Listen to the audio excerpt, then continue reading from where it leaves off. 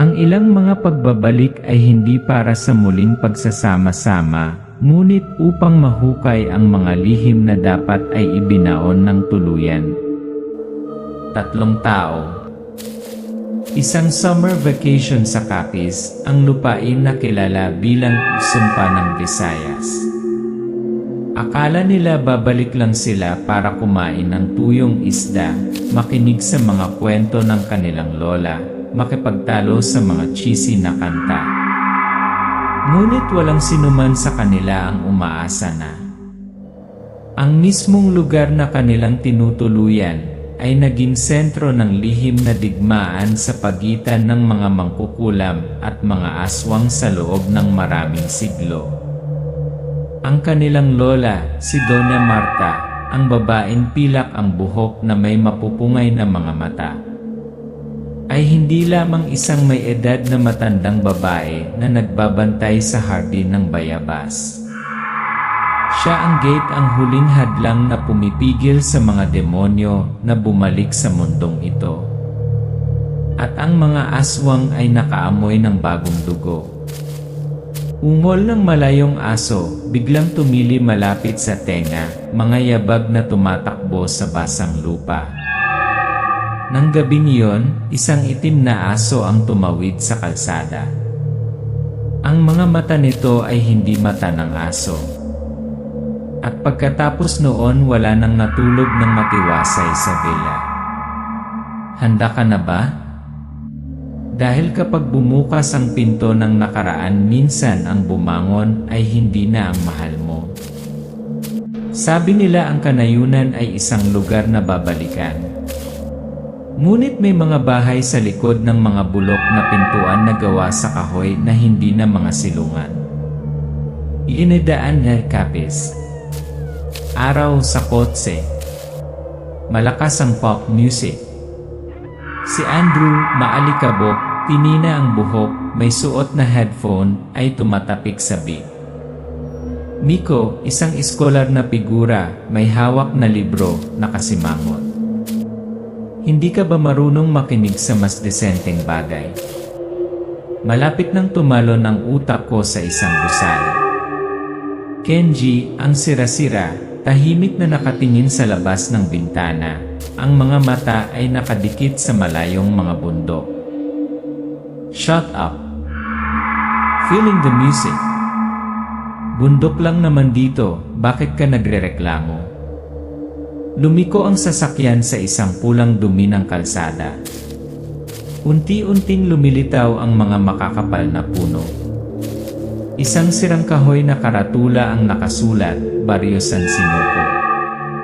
Lumang villa na Martha. Late afternoon, dugong araw. Ang villa ay matatagpuan sa gitna ng isang kaparangan, napapaligiran ng mga tuyong bukid. Napasulyap lang ang mga tao sa paligid sa 3 tao, walang sumalubong sa kanila. Tumingala ang isang matandang babae na nagdidilig ng mga halaman, matalas at tahimik ang kanyang mga mata. Si Martha pala. Martha, bumalik ka na. Sa wakas, hindi mo nakalimutan ang daan pauwi. Nagkatinginan silang 3. Ngumiti si Andrew ng mahina.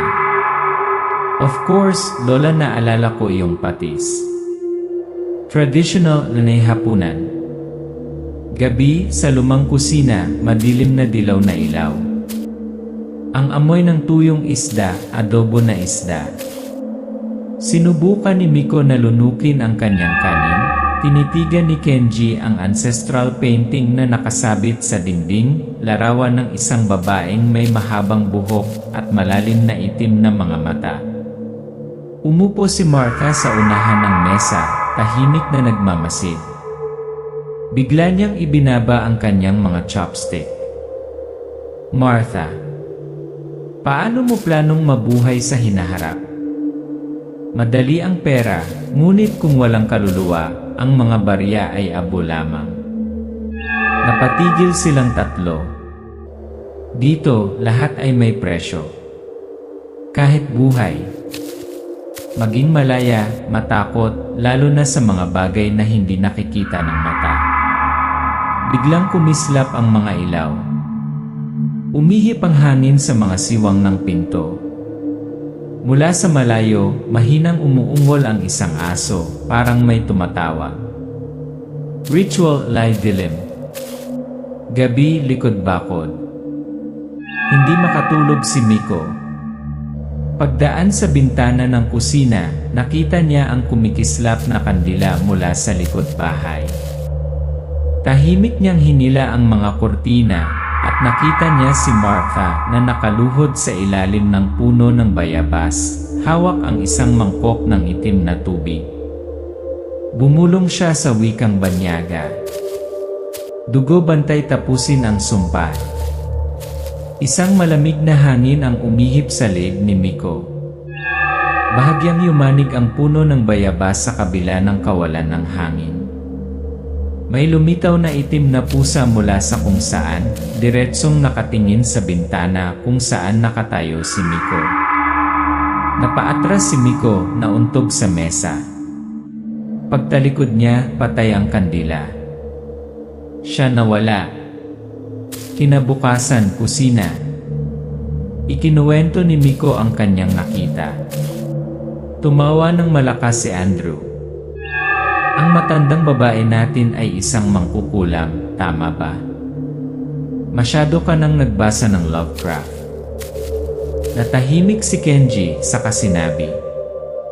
May napanaginipan din ako kagabi. Isang babaeng mahabang buhok, nakatayo sa dilim. Tinatawag ang pangalan ko. Walang sinabi. Tanging si Martha, na gumagawa ng tsaa sa balkonahe, ay bahagyang ngumiti. Akala ko imagination ko lang. Hanggang sa... Nakita ko ang mga mata niya nagre-reflect ng apoy, pero walang apoy sa paligid namin. May mga lugar na hindi na markahan sa mapa. Hindi dahil nakakalimutan ng mga tao, kundi dahil sinadya nilang itago ang mga ito. Adventure Invitation. Umaga, likod ng villa. Naglalakad si Kenji sa hardin nang marinig niya ang boses ni Pimento, ang matagal ng kasambahay ni Martha. Pimento, kalahating biro. Ang mga kabataang matatapang ay dapat subukan ang San Sinuko. Kung babalik ka ng buhay, ililibre kita ng inihaw na isda. Tumawa si Andrew. Mukhang isang hamon sa isang horror movie. Kumunot ang noo ni Miko. San Sinuko. Hindi ko pa nakita ang lugar na yon sa Google Maps. Tumalikod si Pimento, hindi na nagsalita pa. Ngunit ang kanyang ekspresyon ay puno ng kahulugan. Pag-explore sa Ghost Village. Hapon, Forest Trail. Sinundan ng tatlo ang mga direksyon patungo sa San Sinuko, isang kumpol ng mga lumang bahay, lumot na tumatakip sa bubong, mga punong tumutubo sa mga dingding. Kahit na ito ay malinaw na inabandona, natagpuan nila. Isang palayok na luwad na mainit pa rin sa abo. Mga buto ng manok at kambing na nakasabit sa harap ng pinto. Kakaibang mga anting-anting na gawa sa buhok ng aso at balahibo na nakabitin ng patiwari. Kumuha ng larawan si Kenji. Ito ay hindi tulad ng isang normal na alindog, parang isang bitat. Biglang mula sa malayo, isang malalim na ungol, parang aso, pero mas malakas. Iyan ay mahiwang nagtanda ng isda. Maliit na palengke malapit sa nayon, hapon. Huminto sila sa isang stall sa gilid ng kalsada na may kalawang na corrugated na bubong na bakal. Ang matandang tindera ng isda ay nag-aayos ng mga tuyong isda sa mesa. Andrew, Kuya, bigyan mo ako ng 3 tulingan. Mura lang ba? Tinitigan sila ng matanda. Kayo yung apo ni Marta, ano? Ngayong bumalik kayo marami ang gagalaw ulit. Ang mga salita ay parang babala. Matigas ang mukha niya. Sinubukan ni Kenji na ngitian ang tensyon, ngunit ang kanyang mga mata ay nanatiling nakatutok sa likod ng matanda, kung saan may tatoo ng isang halimaw na may dalawang ulo. Iini madilim ni gabi. Madilim pagbabalik sa kabubatan. On the way back to the villa, biglang dumilim ang langit. Bumuhos ang ulan. Naghanap sila ng silungan sa ilalim ng abandonadong bahay. Biglang may umalingaw-ngaw na kaluskos sa paligid nila. Kidlat, isang puting anino ang dumaan sa mga puno. Bulong ni Kenji. May nakita akong something.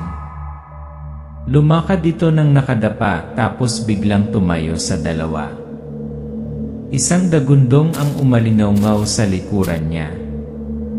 Isang nilalang na sinisingil, isang hunch likod, mahabang kuko, kalahating tao, kalahating hayop, pulang mata. Nagtakbuhan silang tatlo sa kakahuyan. Nadulas at nahulog si Miko, tumalikod si Andrew at hinila siya. Narating nila ang gate ng mansion sa gulat, ang tibok ng puso nila. Nagsimula ganyan ni Duda. Gabi sala. Basang damit, maputlang mukha, nakaupo silang tatlo nang hindi gumagalaw. Andrew, ano ba hinabol ba tayo? Miko, hinihingal. Aswang. O mutant jackals. O gumagawa ba ng kwento ang mga taga-nayon para takutin tayo? Natahimik si Kenji, hawak ang kanyang telepono, isang larawan ng nayon. Isang anino na nakatayo sa sulok ng larawan na walang naalalang nakita. Kenji, pabulong. Napunta tayo sa isang bagay hindi para sa tao. Ayaw ni Sansinuko na mahanap ito ng mga tagalabas, ngunit kapag may pumasok, hindi sila alis nang hindi nag-iwan ng kahit isang bahagi ng kanilang kaluluwa. May mga katotohanan na hindi dapat sabihin. Ngunit kapag ang kadiliman ay umabot sa pintuan, ang mga salita ang naging huling sandata. Madilim, kusina, ulan, kumikislap na ilaw. Napaupo ang tatlong apo sa sobrang tensyon. Sinabihan na lang sila ni Miko na hinabol. Natahimik si Kenji at hindi siya pinaniwalaan ni Andrew. Bumukas ang pinto ng kusina, pumasok si Marta. May hawak na steak, malalim ang mga mata. Tiningnan niya ang bawat apo niya na parang may iniisip. Marta, pause. Tama na. Oras na para malaman mo kung bakit hindi tumatanggap ng bagong dugo ang lugar na ito. Kenji, anong pinag-uusapan niyo? Marta, ang Sansinuko ay dating sentro ng aswang at ang asawa ko ang isa sa mga unang nahati. Natigilan ang tatlo. Nagsimulang bumuhos ang ulan. Horror tandaan. Flashback, voiceover ni Marta. Isang lalaki ang hinihila sa kakahuyan, sumisigaw. Sumisigaw ang batang si Marta sa gitna ng isang libing.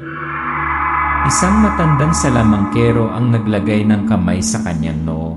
Ipinasa sa kanya ang isang sinaunang libro, Kulam ng Hangin. Isang eksena ng kanyang pagsasagawa ng unang ritual, dugo, asin, at lupa mula sa sementeryo. Marta, voiceover. Ginamit ko ang sarili kong buhay para isil sila. Ngunit ang bawat selyo ay humihina. At ang aking dugo ay naipasa sa iyo. Bagong panin ng Eye Demonyo. Kasalukuyan, silid ng dambana.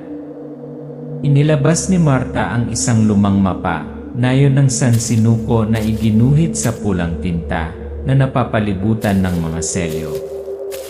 Marta, ayaw nila sa akin, gusto ka nila. Dahil dala mo ang dugo ng nagbuklod sa kanila. Galit si Andrew, hinampas ang kanyang kamay sa mesa. Bakit mo kami tinago? Ano ang dinala mo dito?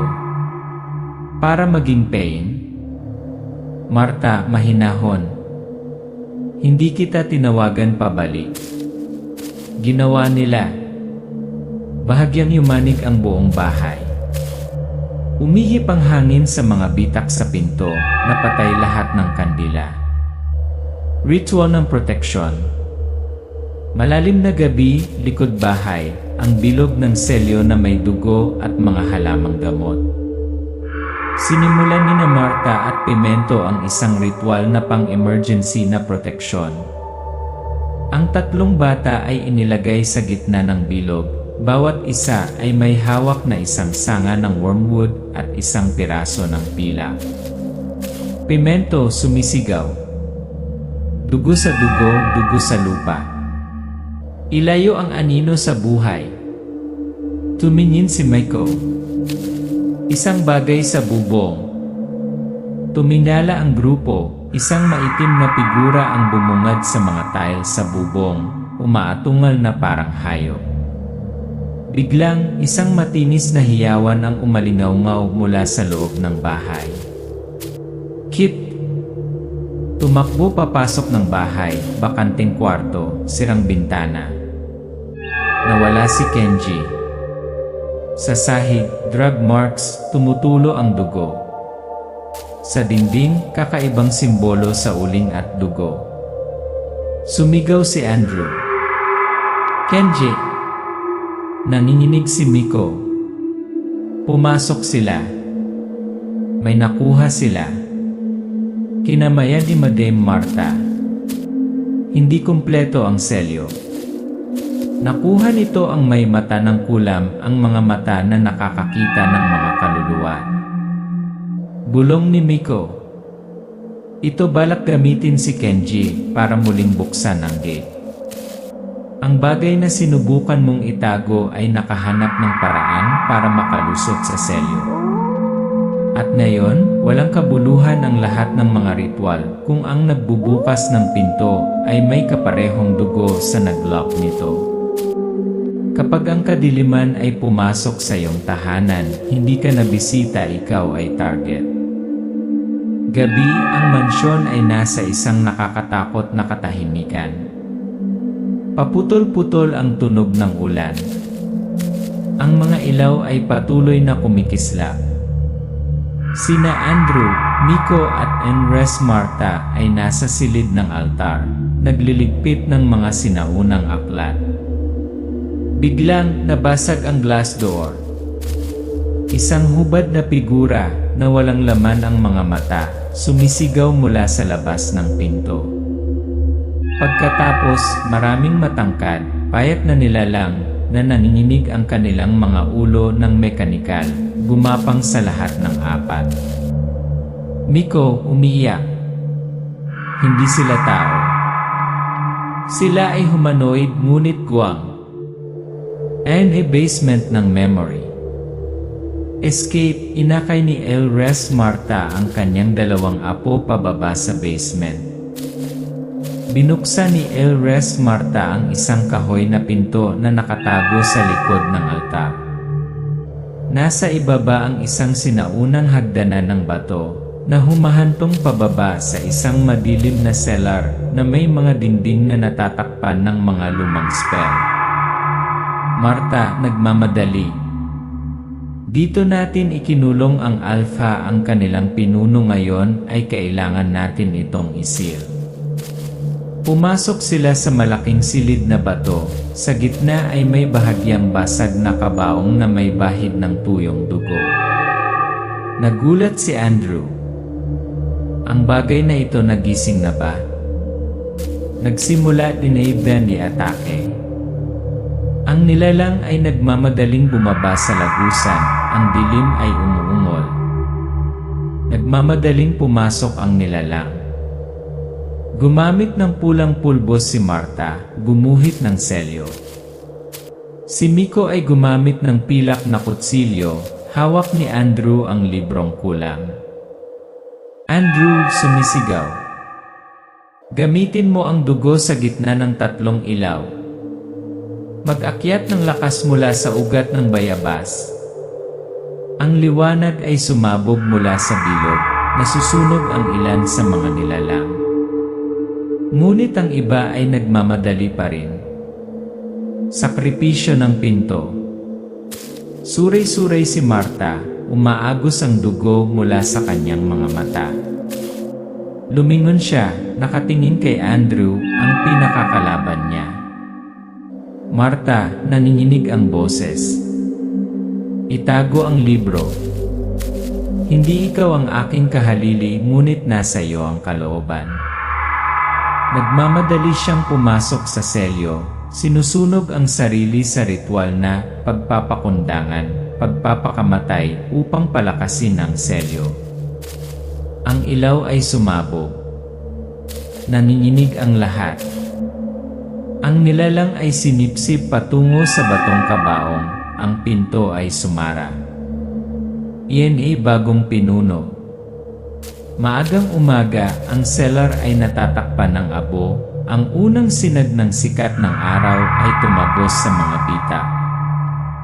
Nakaupo si Andrew sa dingding, hawak ang libro, duguan ang mukha pero matigas ang mga mata. Bulong ni Miko. Alam niyang hindi siya mabubuhay. Pero pinili niyang manatili. Andrew, sa mahinang boses. Dahil siya ang gatekeeper at ngayon turn na natin. Naglakad sila palabas ng tunnel. Sumikat ang araw, isang gintong liwanag na nagbibigay liwanag sa malayong kabubatan ng San Sinuko. Ngunit sa isang lugar sa hangin may mahinang sipol pa rin. Ang selyo ay pansamantala lamang. Ang kadiliman ay hindi patay, ito ay naghihintay lamang para sa susunod na henerasyon na makalimutan kung paano lumaban. Kapag nahulog ang isang gatekeeper, hindi nagsasara ang pinto, humihinto lang ito para pumili ng kapalit. Batni Igil City, pero walang pareho. Makalipas ang isang linggo, Manila apartment. Nakaupo sina Andrew at Miko sa mataas na apartment. Malamig ang sementadong dingding, ngunit kumikislap ang mga ilaw. Sa ibabaw ng mesa ay isang lumang aklat na kulam. Ang mga gilid ay napaso, ang tanging natitira sa mansyon ng Capiz. Miko. Hindi pa rin ako makapaniwala na siya nawala ng walang bakas. Walang katawan, walang abo, itong libro lang. Andrew. Hindi siya namatay. Sa tingin ko siya ay sinipsip sa mismong selyo na ginawa niya. Biglang tumingala si Miko. Kamakailan lang na naginip ka ba ng mga bagay tulad ng kuko, mahabang ngipin? Huminto si Andrew. Kagabi. Nanaginip ako na tumatakbo ako sa kakahuyan. Ngunit hindi ako yon. Ako naglakad ng nakadapa. Lalas Diary, Gana Huling Hula. Madilim, sala, sumisipol ang hangin sa labas ng bintana. Sa isang lumang sobre sa mga aklat ng kulam, nakita ni Andrew ang isang sulat kamay na pahina mula kay Marta. Kung binabasa mo ito, ibig sabihin hindi na ako makakabalik. Huwag kang matakot sa mga pangarap. Hayaan mong akayin ka nila sa katotohanan. Balang araw ang hangganan ay mayayanig muli. At ikaw dapat na tumayo doon sa aking lugar, pinipigilan ang kadiliman na kumalat. Bumubulong ang boses ni Marta sa ulo ni Andrew. Iyan espresyo ng pagkalimutan. Pagkalipas ng 3 araw, pang-araw-araw na buhay, si Andrew ay naghuhugas ng kanyang mukha. Nakikita sa likod niya sa salamin ang isang walang ulo na anino. Binuksan ni Miko ang AC pero static lang ang nakikita, isang bulong ng bukas kami na ang lalabas. Nagsisimula silang dalawa na makakita ng mga bagay na hindi nakikita ng iba, mga estranghero na walang mata, mga itim na aso na naglalakad pabalik, ang pangarap na pinto na hindi nagbubukas. Gabi, kwarto ni Andrew. Si Andrew ay natutulog, hawak-hawak pa rin ang spellbook. Tahimik na kumikinang ang ilaw sa gabi sa sahig. Ang orasan ay tumatatak. Ang kamera ay nagsisimulang umatras mula sa kisame, dahan-dahang nagpan sa ilalim ng kama. Doon sa ibaba, isang nilalang ang yumuko, ang mga mata nito ay kumikinang na asul, ang mahahabang kuko nito ay bahagyang nagkakamot ng kahoy. Isang bulong. Hindi pa kami tapos ikaw na ang susunod, di. Iniisip ng mga tao na ang mga bagay sa dilim ay mawawala kapag umaga na.